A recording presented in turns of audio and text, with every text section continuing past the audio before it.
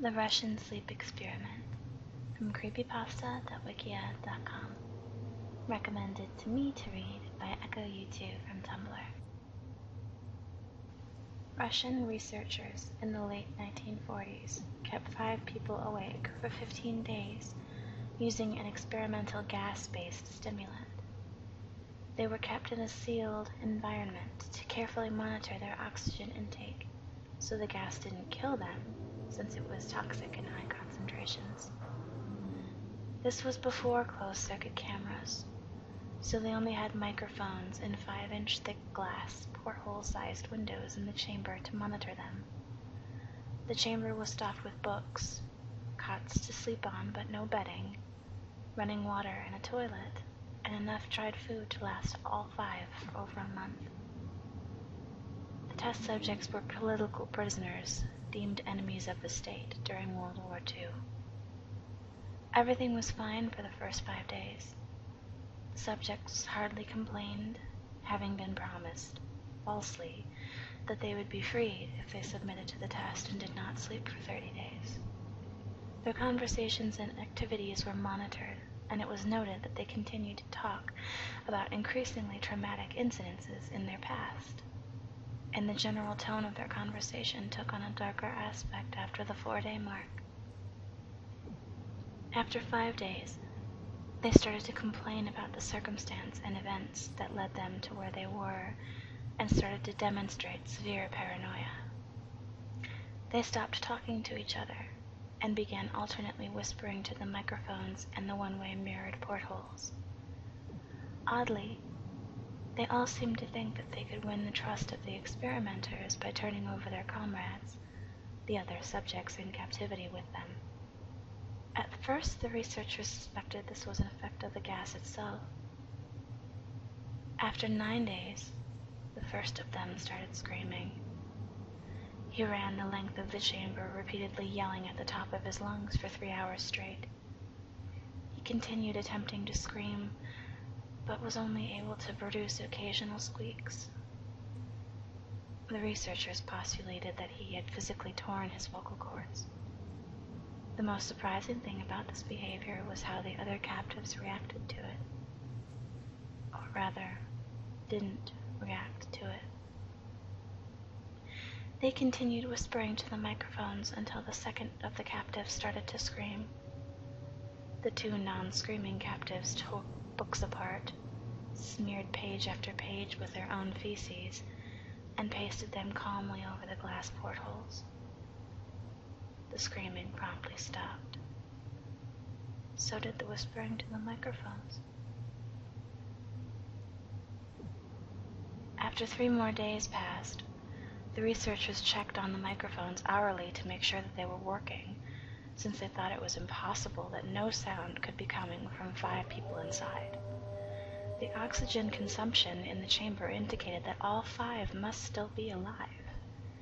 In fact, it was the amount of oxygen that 5 people would consume at a very heavy level of strenuous exercise. On the morning of the 14th day, the researchers did something they said they would not do to get a reaction from the captives. They used the intercom inside the chamber, hoping to provoke any response from the captives they were afraid were either dead or vegetables. They announced, "We are opening the chamber to test the microphones. Step away from the door and lie flat on the floor or you will be shot. Compliance will earn one of you your immediate freedom." To their surprise, they heard a single phrase in a calm voice respond. "We no longer want to be freed." Debate broke out among the researchers and the military forces funding the research. Unable to provoke any more response using the intercom, it was finally decided to open the chamber at midnight on the 15th day. The chamber was flushed of the stimulant gas and filled with fresh air, and immediately voices from the microphones began to object. 3 different voices began begging, as if pleading for the life of loved ones, to turn the gas back on. The chamber was opened and soldiers were sent in to retrieve the test subjects. They began to scream louder than ever, and so did the soldiers when they saw what was inside. 4 of the 5 test subjects were still alive, although no one could rightly call the state that any of them were in as life. The food rations past day 5 had not been so much as touched. There were chunks of meat from a dead test subject's thighs and chest stuffed into the drain at the center of the chamber, blocking the drain and allowing 4 inches of water to accumulate on the floor. Precisely how much of the water on the floor was actually blood was never determined. All 4 surviving test subjects also had large portions of muscle and skin torn away from their own bodies. The destruction of flesh and exposed bone on their fingertips indicated that the wounds were inflicted by hand, not with teeth, as the researchers initially thought. Closer examination of the position and angles of the wounds indicated that most of them, if not all of them, were self-inflicted. The abdominal organs below the rib cage of all 4 test subjects had been removed, while the heart, lungs, and diaphragm remained in place. The skin and most of the muscles attached to the ribs had been ripped off, exposing the lungs through the rib cage. All the blood vessels and organs remained intact. They had just been taken out and laid on the floor, fanning out around the eviscerated but still living bodies of the subjects. The digestive tract of all 4 could be seen working, digesting food. It became quickly apparent what they were digesting. They were digesting their own flesh that they had ripped off and eaten over the course of days. Most of the soldiers were Russian special operatives at the facility, but still many refused to return to the chamber to remove the test subjects. They continued to scream to be left in the chamber, and alternately begged and demanded that the gas be turned back on, lest they fall asleep. To everyone's surprise, the test subjects put up a fierce fight in the process of being removed from the chamber. One of the Russian soldiers died from having his throat ripped out. Another was gravely injured by having his testicles ripped off and an artery in his leg severed by one of the subject's teeth. Another of the 5 soldiers lost their lives, if you count the ones that committed suicide in the weeks following the incident. In the struggle, one of the 4 living subjects had his spleen ruptured and he bled out almost immediately. The medical researchers attempted to sedate him, but this proved impossible. He was injected with more than 10 times the normal dose of a morphine derivative and still fought like a cornered animal, breaking the ribs and arms of one doctor.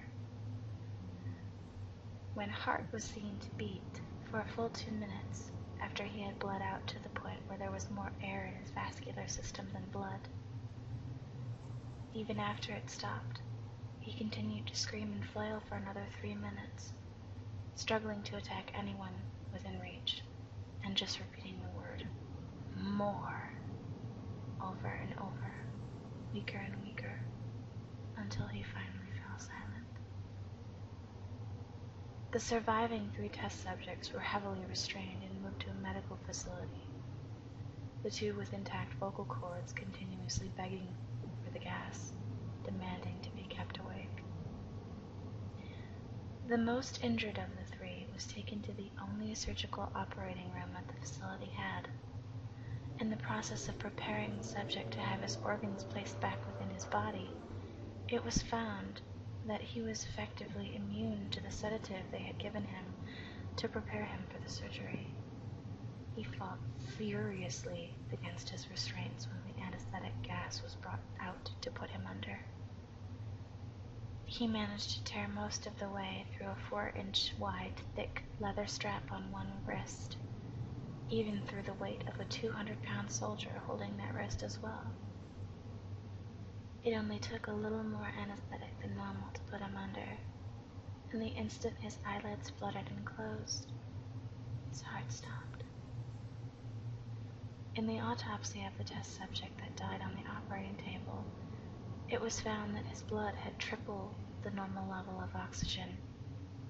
His muscles that were still attached to his skeleton were badly torn, and he had broken 9 bones in his struggle to not be subdued. Most of them were from the force his own muscles had exerted on them. The second survivor had been the first of the group of 5 to start screaming. His vocal cords destroyed, he was unable to beg or object to surgery. He only reacted by shaking his head violently in disapproval when the anesthetic gas was brought near him. He shook his head yes when someone suggested, reluctantly, that they try the surgery without anesthetic, and did not react for the entire 6-hour procedure of replacing his abdominal organs and attempting to cover them with what remained of his skin.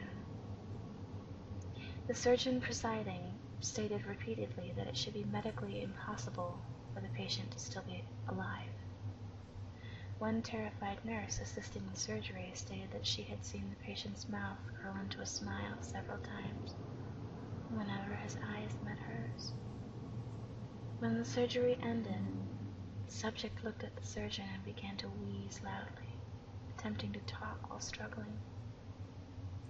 Assuming this must be something of drastic importance, the surgeon had a pen and pad fetched so the patient could write his message. It was simple. It said, "Keep cutting."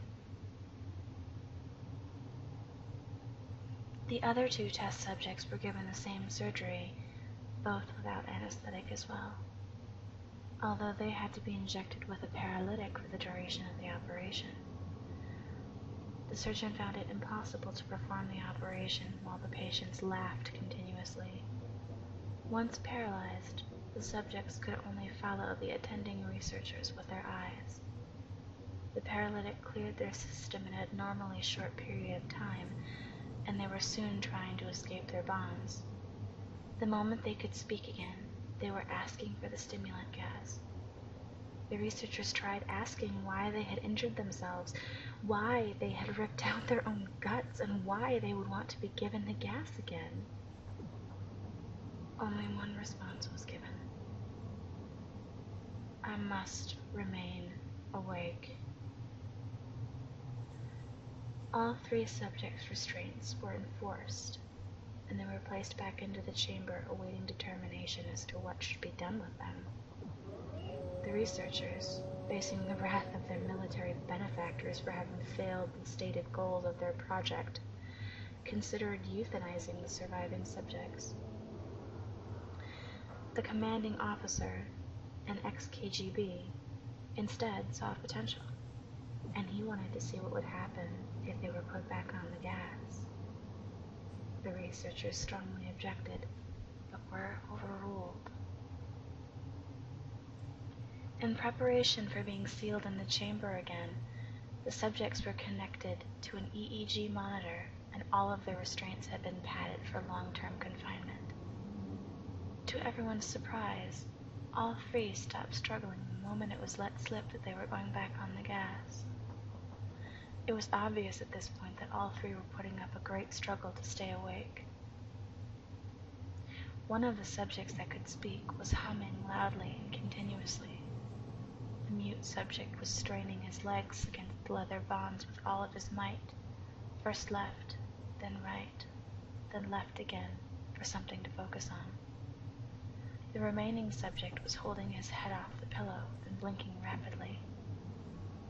Having been the first to be wired to the EEG, most of the researchers were monitoring his brainwaves in surprise. They were normal most of the time, but sometimes they flatlined inexplicably. It looked as if he were repeatedly suffering brain death before returning to normal. As they focused on the paper scrolling out of the brainwave monitor, only one nurse saw his eyes slip shut at the same moment his head hit the pillow. His brainwaves changed immediately to that of deep sleep, then flatlined for the last time as his heart simultaneously stopped. The only remaining subject that could speak started screaming to be sealed in now. His brainwaves showed the same flat lines as the one who had just died from falling asleep. The commander gave the order to seal the chamber with both subjects inside, as well as 3 researchers. One of the named 3 immediately began to draw his gun and shot the commander point blank between the eyes, then turned the gun on the mute subject and blew his brains out as well. He pointed his gun at the remaining subject, still restrained to a bed, as the remaining members of the medical team fled out of the room. "I won't be locked in here with these things. Not with you!" he screamed at the man strapped to the table. "What are you?" he demanded. "I must know!" The subject smiled. "Have you forgotten so easily?" the subject asked. "We are you. We are the madness that lurks within you all, begging to be free at every moment in your deepest animal mind. We are what you hide from in your beds every night. We are what you sedate into silence and paralysis when you go into the nocturnal haven where we cannot tread." The researcher paused, aimed for the subject's heart, and fired. The EEG flatlined as the subject weakly choked out. "So